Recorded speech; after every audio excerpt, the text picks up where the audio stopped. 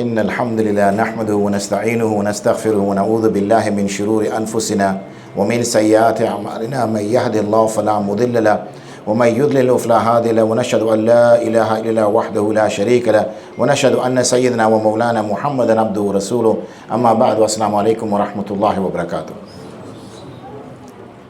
I like the enthusiasm. We were hoping to have a projector to display the PowerPoint on the projector, but it's fine, we can work with it as it is, inshallah. So we won't take up too much of time. I appreciate, alhamdulillah, it's been a long day. Obviously you spent considerable amount of time in Taraweeh, but I just wanted to touch upon an important topic, obviously that of Zakat, and obviously it gives an opportunity to meet. I've been here a few times now over the years, and meet some of the congregation again, but also to meet Mufti Sahib and the ulama here as well. So what I'm hoping to achieve is to show and allow us to understand the importance and the centrality of Zakat in Islam, number one. Secondly is to appreciate its spiritual and social virtues, and then grasp key juristic principles which govern Zakat. And finally, we collect classic rulings to contemporary realities. We know, for instance, that we have verses of the Quran which have dictated, and also sayings of the Prophet ﷺ which dictate to us about how Zakat is employed. But what we find as well in the new world that we live in, that some of these contemporary issues which come up can sometimes mean it's a bit difficult, and we find these differences, and therefore we try to understand how we connect and keep underpinning with the classical rulings.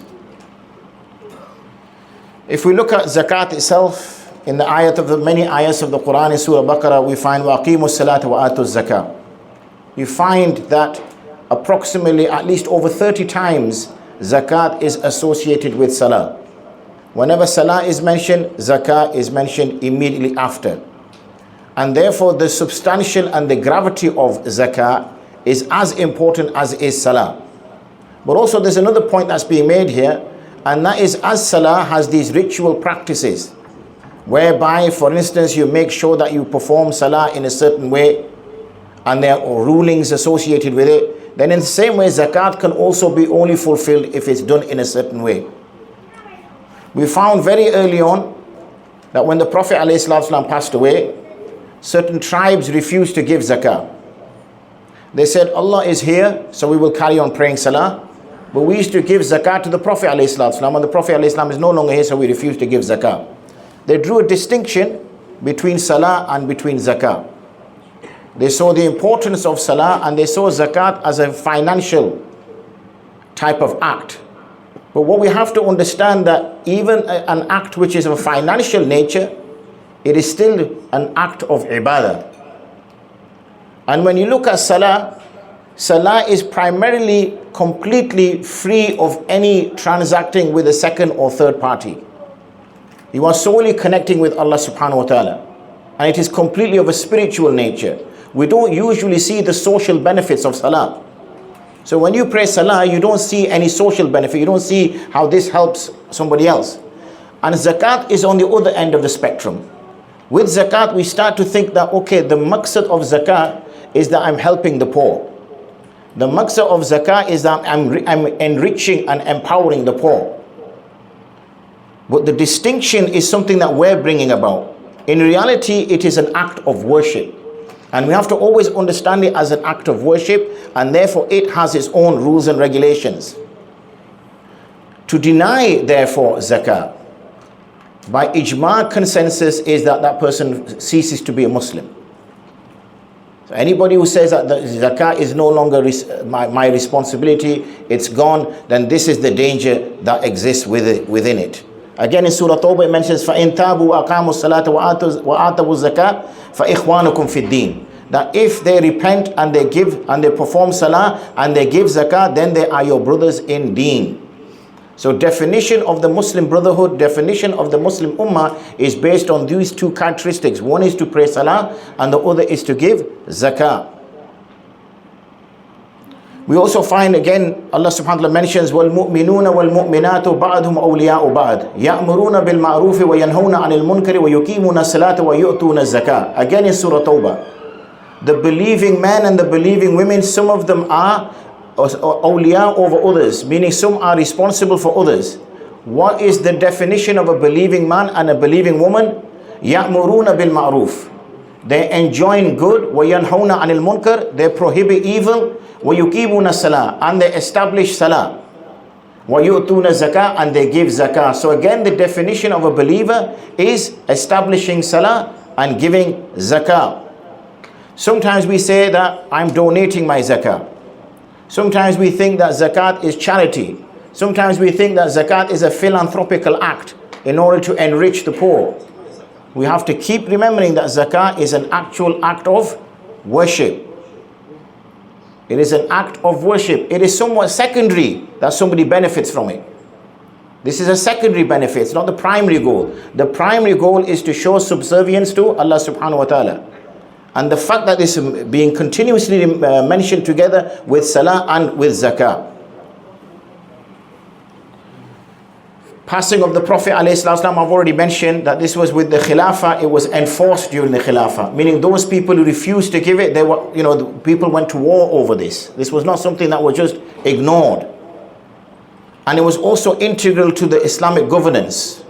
So this becomes a public right, referred to as haq mali, not necessarily some optional charity that a person decides to give. Again, Allah SWT mentioned in Surah Hashr, He says, كَيْ لَا يَكُونَ دَوْلَةٌ بَيْنَ الْأَغْنِيَاءِ مِنْكُمْ. One of the purposes of the giving of zakah, Allah SWT explains. He says this is the redistribution of wealth. What Allah SWT does not want is the accumulation of wealth in the hands of few. So you see nowadays, more and more billionaires and trillionaires, where few people control the majority of the wealth on the earth. A few people control majority of the resources on the earth. I can't recall the exact number, but somebody mentioned there's 320 something odd millionaires in the UK that control half the wealth in the UK. So the rest, other 60 odd million of us, share the other half. And this is what zakat is trying to remove away. One is obviously, unfortunately, the riba that exists, but also zakat is trying to remove that the people are enriching themselves at the cost of others. Another area is to alleviate the immediate poverty. So to alleviate immediate poverty. We found, for example, the Prophet ﷺ, when he was walking past a particular person who was sat on the side of a street and he was begging. So the Prophet ﷺ said to him that take what money you have gathered and go buy yourself an axe. And with that axe, go cut some firewood. And when you bring that firewood, then sell that firewood. So yes, you need some capital right at the beginning, but once you've got that capital, don't make this a habit. Okay, don't make this a habit that you're always asking, because this will become easy upon you. And when it becomes habitual, it's very difficult to break out of this trend. So rather take what you have, empower yourself, use it, and now move forward. So it's an immediate tackling of a particular instance. It's not to kind of, invest in this chap and develop this. We see now, a lot of sort of business people get involved in zakat, and when these business people get involved with zakat, then they're kind of looking at empowering communities and longevity of investment and all this kind of fancy language. But what they failed to realize is zakat was a kind of a one-stop immediate payment. It also brings about social stability, because when those who don't have know that they're getting looked after by those who do have, then it maintains a balance. Otherwise, those who don't have will feel that they will take whatever means necessary in order to take from those that have. So it keeps some level of social stability. And the main thing is, it tries to ensure that capital is circulated amongst the people. Again, Allah SWT mentions, خُذْ مِنْ أَمْوَالِهِمْ صَدَقَةً تُطَهِّرُهُمْ وَتُزَكِّيهِمْ بِهَا. That take from their wealth as a form of charity by which you purify them and you cleanse them. So we find that not only is this to kind of remove any illnesses of our hearts, but also it purifies us, because Allah uses تُطَهِّرُهُمْ وَتُزَكِّيهِمْ. And they're two different types. Tazkiyah normally comes as an internal change, and a spiritual change. And tahara normally comes as a physical change. So when we're making wudu, we're performing an act of tahara in order to cleanse ourselves. But salah is a form of tazkiyah, it means it purifies our inner soul. So zakat has been mentioned as one which does both. So the wealth itself is not only is it puring one person internally, it's also physically purifying this person. And it mentions also, the ulama say that it removes greed and it also removes attachment to wealth. We have a natural, unfortunately, affinity to attach ourselves to wealth and to accumulate wealth. If we have 10,000, we want to have 15,000. If we have 15,000, we want 20,000. We're never sort of satisfied. We continuously want it to grow. Allah subhanahu wa ta'ala says, يَمْحَقُ اللَّهُ رِبَا وَيُرْبِ الصَّدَقَاتِ, that Allah subhanahu wa ta'ala will remove or destroy any benefit from riba, and He will enrich and grow any sadaqat. So we need to understand that sometimes naturally it comes that a person, when he gives zakat, he's going to think numerically, I've got less money now. I had £10,000. I've now given £250 as zakat. I've got 9,750. So technically I have got less.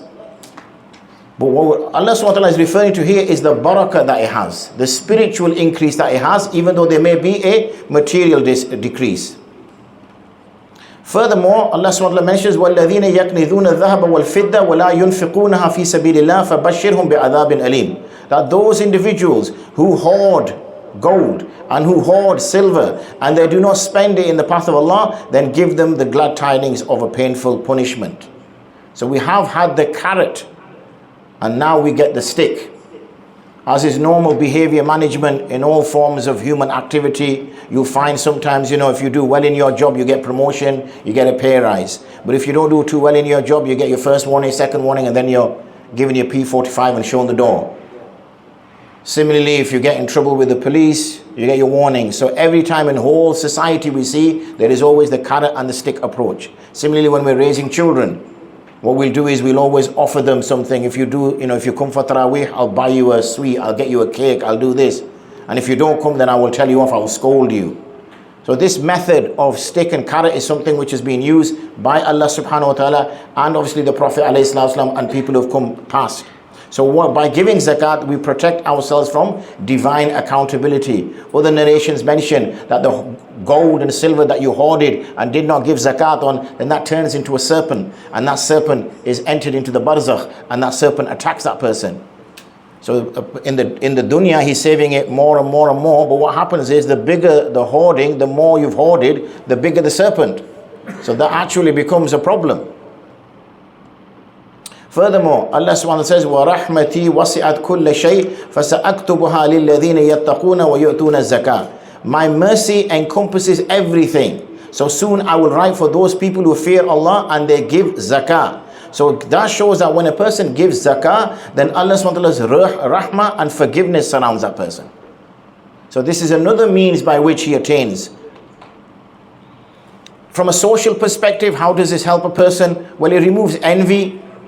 It strengthens the solidarity we've already mentioned. It protects the dignity of the poor. And those crime drivers which exist, it reduces them. So in essence, it builds a cohesive society. From an ethical transformation, we find that zakat cultivates generosity. It detaches you from the wealth. You stop having that greed to grow more. You understand the accountability before Allah subhanahu wa ta'ala. There is one particular verse which encompasses all the recipients of zakah. It's in Surah Tawbah, ayat number 60. إِنَّمَا الصَّدَقَاتُ لِلْفُقَرَاءِ وَالْمَسَاكِينِ وَالْعَامِلِينَ عَلَيْهَا وَالْمُؤَلَّفَةِ قُلُوبُهُمْ وَفِي الرِّقَابِ وَالْغَارِمِينَ وَفِي سَبِيلِ اللَّهِ وَابْنِ السَّبِيلِ فَرِيضَةً مِنَ اللَّهِ. These are the 8 categories of those who can rightfully and are given the haqq to receive zakah. So these are fixed in the Quran. These rates are fixed in the Sunnah, not subject to human alteration. How do we determine how we give zakah? How do we determine? Nice to see you there. I'll meet you inshallah afterwards. How do we determine about giving zakah? First of all, the person must have milkitam, complete ownership of the wealth. It must go past the nisab threshold. Who knows what the silver nisab threshold is? I'm sure you've all been working out your zakat recently. It should all be at the tip of your tongue, or the top of your mind. I know silver price is going up and the gold price is going up. Any ideas? Ooh, trick question that everybody slipped up on. I'll let you think about it and work it out tonight, inshallah. Who's already worked out their zakat and given their zakat? Only 2 people. Obviously, you must have given yours months ago. Or you're going to give yours in the last 10 days. Yeah? You're going to give in the last 10 days? Yeah. Okay, scary. Quite frightening. Good thing we're doing this bayan here. The nisab date, some people say, what is my nisab date? When should I give zakat? So your nisab date is when you reach maturity, yani you became baligh, and you had equivalent to the nisab. So let's just say you became baligh at 15 years old. So you're 15 years old, and you now check your bank account. As a 15-year-old, you might not have that much money, but say you've been getting hadiyah from your parents, you've been doing a Saturday job or something like that, and you've got £400 in your account or £500 in your account. You now check the nisab of silver. So if the nisab of silver is say £500, then that means you have enough now to trigger the nisab. So you make a note of that date. You have to make the note of the Islamic date. The Gregorian calendar is approximately 10 days longer than the lunar calendar. That's why you find Ramadan is always shifting. Okay, it goes through summer, goes through winter, goes back to summer. So once you make a note of the date, then you wait a whole year. So let's just say a person becomes baligh on the 2nd of Ramadan, for the sake of argument. He checks in his bank account and he's got £800. Because he's got £800, he checks the nisab of silver. Nisab of silver is £600. So he's above nisab, yes? So he now makes a note of the date, 2nd of Ramadan, 1446. Writes it down. He now waits a whole year. In that year, mashallah, he starts earning a little bit of money, he spends a little bit of money, he earns a little bit of money, he spends a little bit of money. So it fluctuates, obviously. When he gets to the 2nd of Ramadan, 1447, he checks all his banks again, his bank accounts, his pockets, under his mattress. So he finds now that he's got £1,200. Therefore, he calculates 2.5% on that £1,200 and he gives that zakat. Okay? Straightforward? Good. It is based on accumulated wealth. It's not based on your income. Right? So it's not, okay, I've earned £2,000 this month, do I give zakat on that £2,000? No, it has to accumulate. You have to wait for the year to pass, and then when you get to your nisab date again, it is the total amount of wealth that you have. However you've earned it. Obviously, when I say however, I mean through halal means, of course. Right? It doesn't matter whether you've got a house on rent, you've got income from there, it doesn't matter if you've got a day job, it doesn't matter how you're earning this money, you will add all that together. It is based on productive assets. Assets which are producing income. Gold and silver is considered as inherently productive asset. And it is, we don't consider it as such as a tax, but rather is something based on your savings at the end of the year. 2.5% generally, obviously if you are farmers, then it's different amounts, depends if your land is irrigated, 5%, 10%, different quantities if you're in that. But for most of us, we're going to be having, money, sterling pounds or dollars or whatever, or bitcoins or whatever we have. It's designed to make sure that you circulate your capital, because if you just leave your money in a bank account, every year 2.5 is taken off, then eventually over a long period of time the value of your wealth is going to decrease. Yeah, if you think about it, you had 100%, 2.5%, and now you've got 97.5%, another 2.5% of that, obviously it'll be slightly less, but over a period of time your money is depreciating. So what it makes you do is you start putting the money into the world, you start investing it.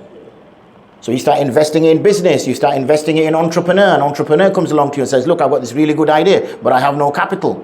What's your really good idea? I've invented a new type of phone. Brilliant, sounds like a good idea. What are you looking for? 100 grand. Okay, I can give you the 100 grand, but we'll share our profits, 60-40. Brilliant, sign on that, shake on it, off you go.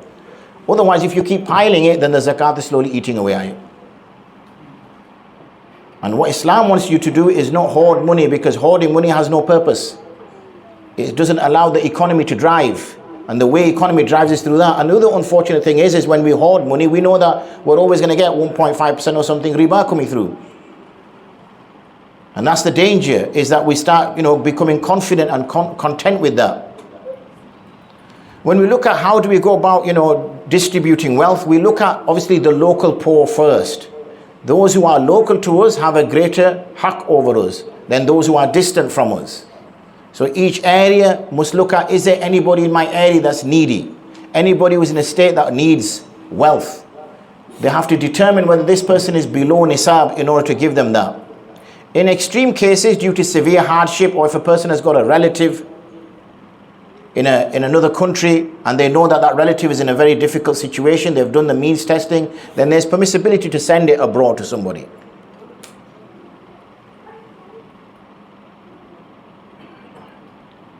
Nowadays, what you find obviously is the world is slightly changing. You find institutes are collecting zakat. You find obviously that with refugee crises that are going on, and also the kind of urban poverty, even though we're living in so-called first world country, people are still struggling. Sometimes single mothers raising children, financially struggling. Sometimes when there's a relationship breakdown, and then that woman has to leave her marital home, and she needs immediate support. But the general things haven't changed. So what does zakat do? I didn't know my lecture was that bad, it made the poor kid cry. Khair. So what does zakat do? Okay, zakat is doing a number of things. One is changing the individual's heart. Yeah, it's changing the individual's heart. This person is becoming less dependent on this money, less hoarding this money, less trying to keep this money and counting it every day, checking his bank accounts every day, but rather he's now putting this out into society. So it's becoming productive into society. It also supports the family structure, because when a father can't earn, then at least with zakat coming to him, then there's some assistance to him, inshallah. So we'll just wrap up last few minutes, inshallah. One is, zakat is foundational to Islam. We cannot differentiate between salah and zakat. I asked some simple questions, and obviously we were a little bit stuck. But if I said to you, how many fard in Isha salah? How many fard is there in Isha salah? Okay, you're stuck on that as well. How many fard in Isha salah? 4. Right? So with the same confidence we should answer that, we should not be able to answer zakat questions. Allah subhanahu wa ta'ala does not differentiate between salah and zakat, so why are we differentiating between it? He has he's tied it with salah in 30 odd places. You'll hear the Imam Sahib when he's praying, you'll hear, something, aqamu salah, iqimu salah, and then you'll say az-zakat straight after it. Because the two are so closely together. Not only does it purify the wealth, it also purifies a person's soul. They become less dependent on the money, they become more dependent upon Allah. It also sustains some level of social justice.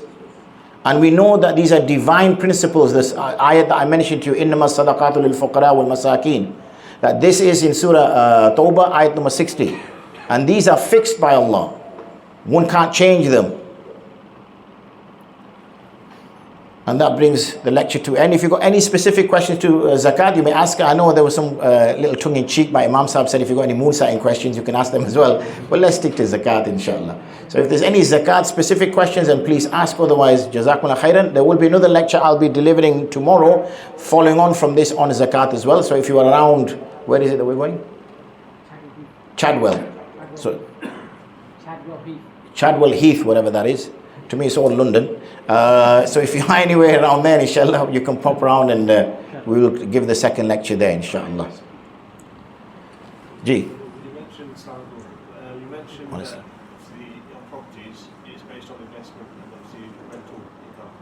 What about your primary residence? Does that count? Does that classify as part of your smart calculation? Really, jazakallah khair. In case you didn't hear, I'll just repeat the brother's question. So the brother's asking that, okay, you've got a family residence, a house that you live in. He's assuming that that's not zakatable, but what if you've got, say, investment in properties? Are they zakatable? So he's quite right. The house that you're living in, that is not zakatable. These are what come under the darura asliya. So the food in our fridge, the clothes, the house, the car, these are all what we consider to be necessities. So therefore there's no zakat due on those. Anything which is an investment, so for example, let's just say properties. Properties are invested in two ways. One is that we buy a property, we might repair it, renovate it, decorate it, and wait for the, push the price up a little bit and then resell it on. In that case, zakat is due on the property.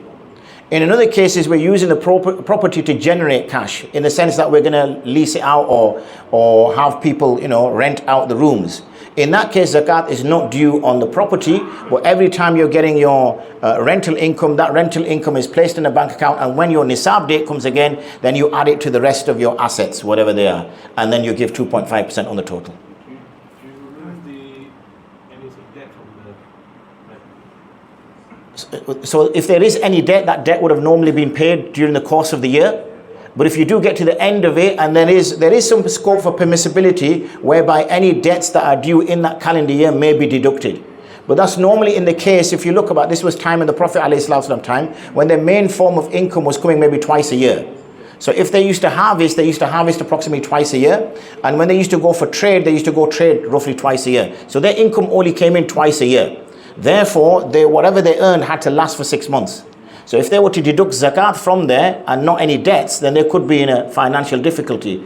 We tend to earn on a monthly basis, generally speaking. So it doesn't really disturb us. However, we can still act on that permissibility of deducting debts. Obviously, none which are usurious debts, but any debts which are capital debts against that. Yeah, young man there, sorry, then we come here. No, that's okay, brother. No, we're saying many things. Stop it, man. Stop it. Ask the question. So, you talk about paying zakat to the family and things like that. Yep. So, how is the order? Shall we go for the family first and then go for the others, or shall we go for others and then family? Okay, so first of all, the key thing is in our own neighborhood, because our neighborhood, our porosis, our neighbors, they have rights over us. We're sat, mashallah, having a heavy, iftar and a heavier suhoor, and then there's somebody else who's struggling to pay the bills and having to decide whether to keep the heating on or eat some food. But that would only come if we have our local community, like say our masjid, that's doing that, because the people will be coming to the masjid explaining their financial difficulty. So the masjid may then start recording this and saying, look brothers, there are people in our neighborhood who are really struggling, so please give us your zakat, we can give them that. So that's usually the local one. If however you find that you have a relative and you have to be able to do the means testing, that they don't have any assets at all, they're well below the nisab value, which I was about to say, but I'm going to leave you to do your homework. They're well below the nisab value, and therefore you've determined that, then yes, you may give them zakat. You don't have to tell them that is zakat, you can give them the zakat. Sure. Do you want to let the brother, or you can carry on? Is it alright? Let him go. Okay, so first thing first, payable. So like say for example, if someone owe me money, is it going to be counted as a nisab? So I have to include that amount in? So if somebody owes you, so it's your money. Yeah. So are you talking about yourself, or are you talking about the person? I'm just talking about them. No. I mean, are you talking from this person, or the borrower, or the owner? The person is the borrower. Yeah. So if I had £1,000, or say £10,000, and I gave £10,000 to this brother, I would give zakat on the £10,000 because it's my man. It's not his man. No. Is that the question you're asking? No. Okay. So say for example, if he owed me money, right? For example, right? If he owed me money, he didn't pay within a year, will I count it when my zakat is basically due again? No. You will ask him, okay? And if he is going to settle your debt within the year, okay, then obviously it's you will be giving zakat no matter what. The only thing is the debt is on him, isn't it? Because you will be giving zakat no matter what. So if he knows that you're going to come collecting in that year, and you saying to him, in 3 weeks, I need the money, and he's calculating his zakat, then he may deduct that because he knows you're going to come and collect that in 3 weeks' time. But if you say to him, it's khair, it's all right, your family, give it when you have ability, then he shouldn't deduct it because you're not putting any time. And I would be paying. You will still have to give zakat because it's your mal. Perfect. Yeah. And last one. So say for example, someone have calculated the zakat, will they able to spread the cost? So like, I mean, if say for example, if my zakat is 1,000, right? Can I pay over the year? Yeah, so what you can do is, if you want to pay over a sustained period, like for example, people like to give it, say, over Ramadan, or somebody comes to them before Ramadan and says, look, I'm in this really difficult position. So let's just say yours is due on the 10th of Dhul Qa'dah. So you know that you have a rough idea that you bring in this amount of money per month. You've already got £15,000 in the bank account. So you think I'll have roughly 25,000 andaza. So you calculate your zakat on that 25,000. You can start giving that early. Okay. So you start giving it from the beginning of the year. Brother comes, we've got this really difficult situation. The sister needs some money. Here, give her this, and keep a note of it. Once you get to the 6th of Dhul Qa'dah and you don't have 25,000, you've got 30,000. Now obviously you're short, but you might have 20,000, but you've given extra. Khair, that's not a problem. So that you can do it in advance. Barakallahu fi. Brother? So how do you calculate zakat on pensions? So there's 2 types of pensions. Yes. One, final salary, which Yes. you don't know the value of. Yes. One stakeholder. Yeah. You know the value. It's allocated to your name, but you can't get a hold of it. Yeah. So the type of pension which is now the standard pension is the one that you're contributing towards, and also your employer is contributing towards. So they're the usual standard ones now. The other one is the kind of, those schemes that they slowly phase them out. So in that case, because you've instructed the pension provider, the pension fund holder, because you've instructed them, then you still have control over that pension. So you will need to see where your pension is invested in. Unfortunately, many of the time we don't know where our pension is invested in. Sometimes it's invested in bonds, gilts, which are impermissible because they're debts. So we need to see where is, so you need to make sure, do you have a Sharia compliant pension fund? That's the first thing to ask, wherever your pension is. If they say no, then you've got to see if you can take it from that pension fund and put in another pension fund that does offer you a Sharia compliant. Then you've got to see what that pension fund consists of. Is it made of, real estate? Is it gold? Is it silver? Is it stocks and shares? And you will get because there's a portfolio, isn't it? It won't necessarily to kind of manage your risk. They'll spread it across a portfolio, low risk to high risk. And they will ask you, what percentage do you want in high risk? What do you want in low risk? So you know the structure of it. Then based on the asset itself, you will give that zakat accordingly. So if it's gold, it's 100%. If it's stocks and shares, you've got to somehow look at their end of year accounting and determine what is zakatable within that. So for instance, if I run a business, say I run a bakery, right? When I'm running a bakery, it's come to the end of the year, I'm now working on my zakat. Because I'm running a bakery, I've got to see what raw materials do I have. Do I have any eggs in the fridge? Do I have any flour? Do I have anything else? I calculate all of that. Also, obviously, I've got finished products in the shop front. So I'll calculate the value of that. And I might have some products which are going through the process.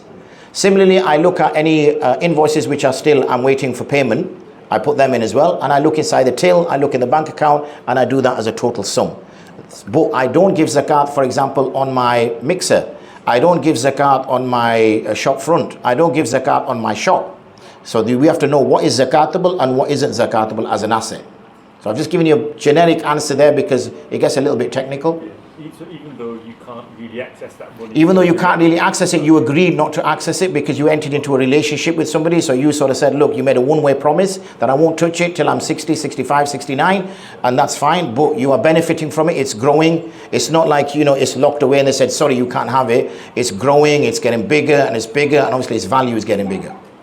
Okay, the brother there, then we'll come to the other brother there, and then we'll come to you, brother. Maybe some like money like zakat.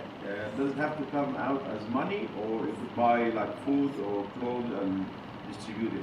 So zakat should come out in the form of the thing it was. So if you are a sheep farmer, then zakat should be in the form of sheep. If you're a camel herder, then zakat should be in the form of camels. And if you just have like normal people, cash and whatever, then it should come as a form of cash. If you're giving it to the people, then the mustahiq, the person who is entitled to it, you have to get their permission to say, may I convert it? So for example, like we're seeing in Gaza, in the refugee camps in Lebanon and places like that, they don't need cash. You give them $1, they're going to look at the dollars and say, what do you want me to do with this? Where am I supposed to go? So what the charities should do is get permission from them saying, look, we're going to collect dollars, euros, pounds, whatever. Do you give us permission to buy you food, tents, this, that? And they say, yes. Now you've got the ijazah. So now you can take the form it's in, convert the form and give it to them in a new form. Because the zakat is in the form it's taken from you. Barakallahu fi. Brother there. Say you worked out your payment day, 20th of Ramadan as an example. You had a large capital inflow the day before, or you're expecting a very large capital outflow the day after. How should you account for that on a particular day of payments? It is a spot payment, meaning that you just on this whatever it is on that day, that is what you calculate. So that's the taqdeer that exists, that if you 2 days before your calculation, you suddenly got £10,000 lump sum. It is what it is. You'll give your zakat. And even if you know that tomorrow that I might go buy a car, or I've seen a car, I'm interested in it, and I'm going to make my final decision tomorrow, but you've not made your decision yet, then you will still give zakat on that money, because you're giving zakat on it at the time in your possession, because you could die by evening and you never got the car. And related to that, say how you said certain assets you don't pay zakat on because they're necessity. As an example, you said car. Yep.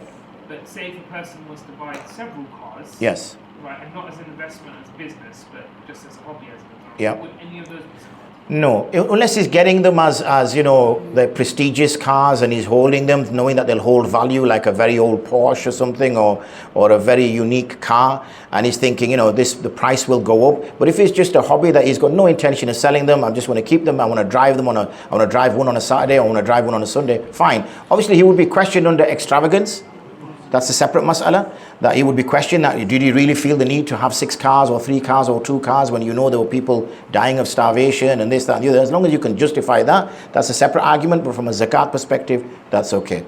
Brother here, and then we'll go to the brother there, and then... So I've got a couple of questions. Firstly, to what extent should you go to make sure that the means testing is done before you give a zakat? Because obviously you've got big charities as well as people back home who almost all of them say are eligible for zakat. To what extent should you go toward making inquiries to making sure that they are genuinely means tested and are eligible? We are responsible. So for example, if you just found some water and you wanted to make wudu, then you would inquire from the people around that, is this water clean? So in the same way, when it comes to zakat, and that's why whenever we give it to a charity, we need to make sure that they have Sharia governance and they have Sharia oversight.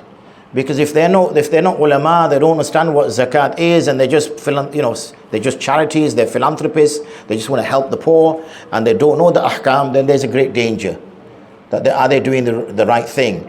It's like giving walking into a hospital and they say is there any doctors here? No, but we're going to give it a best shot, brother. Don't worry. Let's get you on the table and cut you open. You say, whoa, it's all right, man.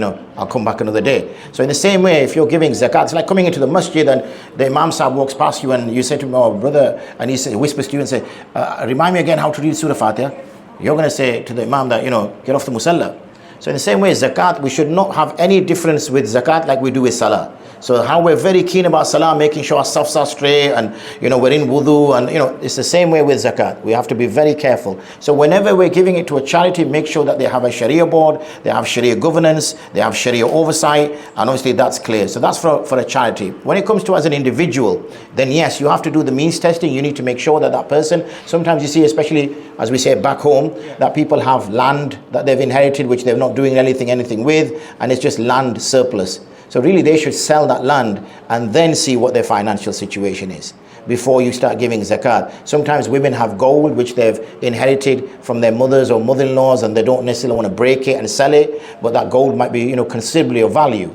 So we need to be careful how we do the means testing. So again, we should consult scholars and say, look, find out what the individual has and then explain it and then determine it from there. Okay.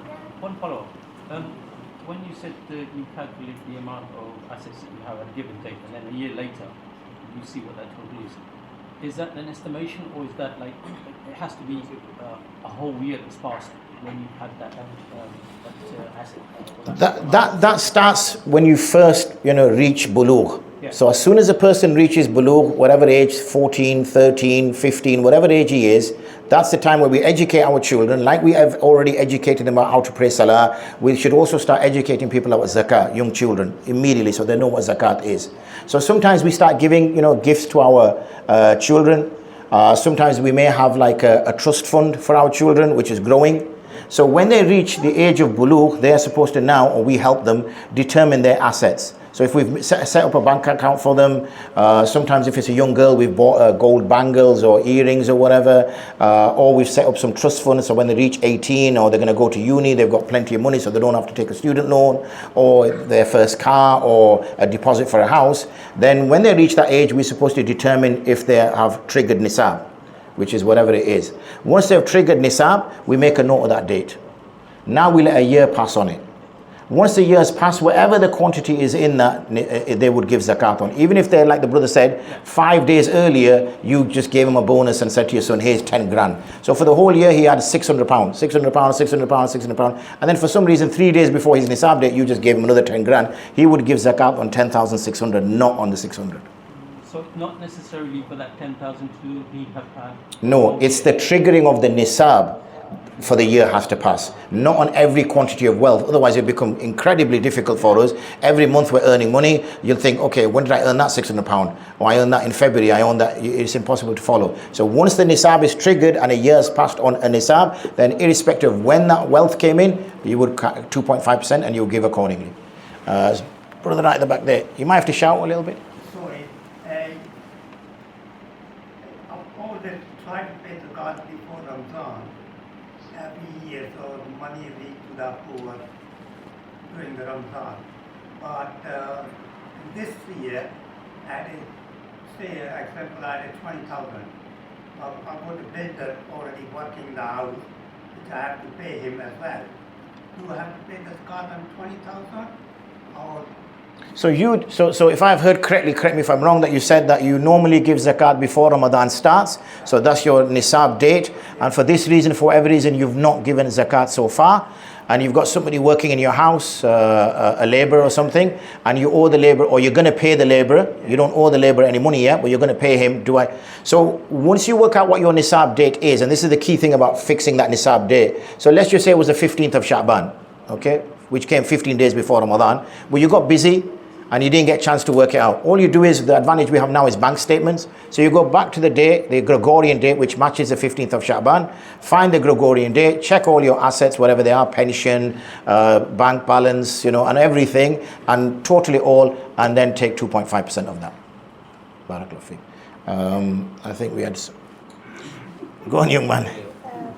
What happens if you give your zakat to the other person and you tell him to pay his zakat? Is that your zakat for yourself? So if you give, this is the most technical question. So you've given your zakat to somebody to give to give it on your behalf. Like if you can't give it, you just give it to the other person. You need to give my zakat. Yeah. Does it count as your zakat? Okay, very good question. So basically you make somebody a wakil, right? Like the charity question that the brother asked there. So you don't give zakat to the mustahiq directly. Instead, you go to another party. Let's just say somebody's going to Burma, somebody's going to Pakistan, somebody's going to Afghanistan, somebody's going to Bangladesh. You say, brother, here's some zakat. Can you distribute it for me when you land, wherever you land? Is your zakat done when that brother receives it, or is your zakat done when the mustahiq receives it? Your zakat is done when the mustahiq receives it, not when this person receives it. Because you are responsible, exactly how the brother asked that. How much are you responsible? You are responsible for making sure that you get the right wakil, and then therefore they can fulfill it on your behalf. I understand now? Yeah? Okay. Good. Oh, mashallah, Asif Bhai. Sorry. Also, hold on. The brother did have a question. My sincere apologies. His senior. Of course, he's senior to everybody here. That's why he sat on the throne at the back. Asif, yes. How are you, Asif? Somebody's saving for Hajj. Yep. Now you don't know if you're going to be able to go, but you've saved that money. Yep. Yeah, and is the zakat still payable for that because your intention is that money for Hajj? Yeah. So if you're looking to save for something for the future, in some cases it might be for Hajj, it might be that a daughter is getting married, or a son is getting married, or you're saving for some big event, and your nisab date comes. If there's no bill owed, meaning that you're not paying for a plane ticket or anything, there's no plane ticket invoice that's on your desk that you need to sell, then yes, you would still give zakat on that quantity, irrespective, because it might be that you never go for Hajj. It might be that you die 3 days later, and therefore you've missed something which was farad upon you, and you were never going to spend it anyway. So we live for the moment as we are there. A practical question. As an entrepreneur, you buy stock, you sell, and not always, as we all know, it sells. You could sit there, accumulate just in volume but not in value. Invariably, you may have to sell or possibly even give it away. But when it comes to the calculation of your zakat for the period that you've decided, how does one tackle that? So, what value does one take for the stock? So at the time, so let's just say you've bought stock now, and you bought the stock, and obviously you've added 25% or 20% as a profit margin, and you've now got a retail price. So the retail price, and you've not yet, you've started to talk to people, you may have, started to do some marketing and whatever, you will base it on that retail price. If afterwards you find out that it's not selling, yeah, but remember, we always live for the moment. So at the moment, you don't know it's not selling. So all you've done now is you've bought the stock, you've added 20% or whatever, 15% profit margin, and now you're going to start selling it. Your nisab date comes. You now give it based on that. If, however, another 3-6 months go past, your nisab date hasn't come yet, and you're now realizing that that price was too high, there is no interest in that price, nobody's buying it from you, so you're naturally going to reduce the price. So now you reduce the price to its cost price. So now your nisab date comes. So now you base it on that cost price. Or let's just say your nisab date doesn't come, but furthermore, nobody's even interested on it on cost price. So now you're giving it as a discount, buy one get one free. Okay, so again, now your nisab date comes. So every time your nisab date comes, you are adding the value that is value at that time to you. So it will, and if that fluctuates, that fluctuates. It's the same like, say, for example, you buy and sell cars. And you have a showroom, and the value of the cars in the showroom is, 20,000 or 100,000 or whatever it is. But naturally, cars depreciate over a period of time. So 6 months later, your nisab date comes. You have to reevaluate your stock, because now the 10 grand car is worth 9.5 grand, or the 15 grand car is worth 14 grand. So that's depreciated. So whenever our nisab date comes, we have to take stock, literally, of our stock. Inshallah. Sorry, I was going to say, could it be estimated? You can only do it to the best you can, of course. Yeah, but you always err on the side of caution. Yes. If you think that you've done something wrong in your salah, then the ulama say that it's best to do sajda sahwa. Okay, and not to say, I think it'll be all right. So similarly with zakat, you err on the side of caution. Sure. So you give a slightly higher price than you think, and give that. So in order to compensate for that, correct, you actually can go, you have money, you can say, right, okay, yeah, I intend to give this as absolutely. So what happens then, and then let's just say you do sell it, and you get a better price. Now you know that you miscalculated, so now you need to make the difference up. Yeah. One more question, yeah. Sorry. Somebody having property, land, basically sitting as land. It may belong to a family or brothers. It's not selling. You wish to sell, or you want to calculate the zakat. How do you? Again, you have to evaluate based on market. You have obviously expertise who will come. In the UK, obviously, we have the estate agents. They'll come, or the equivalent. They will look at where the destination is of the land, the length, whatever, and they'll give you a price. That's as best as you can do. Always erring on the side of caution. And if you happen to sell it slightly higher than what you estimated, then you make up the difference, thinking I made an error there. And obviously, if you sell it for less, then there's nothing, because you pay the extra zakat anyway. So one last question, because Mufti Sahib is saying, one last question? This one here. So sorry chaps, you'll have to see me in, where is it? Chadwell Heath. Chadwell Heath. You know how you said it's a spot payment, so whatever you have at the time you're due, does the same logic apply to if you have stocks and shares? So, because you know how they fluctuate. Yes. So again with stocks and shares, so if your purpose for stocks and shares is you're just waiting for the price to go up and then sell them, then you give zakat on the totality. If on the other hand you've got stocks and shares for a long term and you just want to kind of keep taking the dividends, then what you do is you find out what the zakatable asset is within the stocks and shares. So for example, if you've got shares in Apple, say, not everything that Apple owns is zakatable, because they've got machinery, they've got warehouses, they've got whatever. It will be the raw materials, the finished product, cash, things of that nature. We have to Mufti Saab's given a fatwa. I would never be able, if I'm in the land of Mufti Yusuf Danka Saab, his fatwa overrides my fatwa. I am not yeah? Mukhtasar. Quick one. Yeah. This update comes, yeah, and you're struggling to find a deserving person, yeah, or the right person. Yeah. Can you wait? How long? You can wait, yeah, you can wait. But if you know that you're in those circumstances, then you should start looking beforehand. Yeah? You've set up a fund on behalf of your children, for example. Yeah. They're obviously not at the age to pay zakat stuff. Yeah. Are you liable for that? No. If you've made your children the owners of that wealth, and you're not going to dip into it on a rainy day, okay, or anything of that nature, because sometimes what parents do is they put an account or something on their child's name, and then when things get a little bit crazy, they just dip into it. You can't do that. So if it is solely for that child, which you don't touch, then there's no zakat according to Hanafi school for children. According to all the madhahib, Maliki, Shafi, Hanbali, the children give zakat as well. That's why we're all going to be Hanafi from now on, I guess. So I don't know about these Malikis. I don't know. Anyway, Jazak Bakhin. Sadaqallah.